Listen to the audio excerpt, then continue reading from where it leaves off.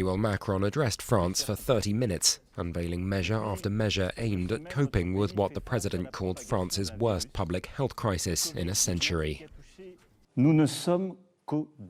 We are only at the beginning of this epidemic, and everywhere in Europe it's accelerating and intensifying. In the face of that, the priority for our nation will be our health.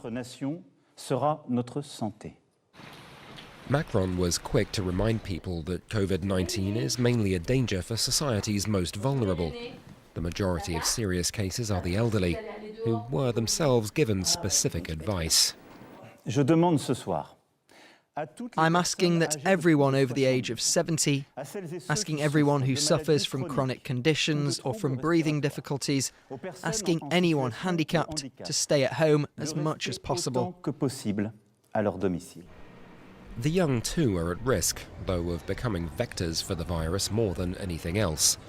The aim now is to prevent chain contamination in classrooms, with nurseries, schools at all levels and universities to close across the country from Monday, joining those already shuttered in areas that have been badly hit by the virus. Sunday's local elections will be going ahead, though under a careful eye, with people urged to use sanitary measures at all times.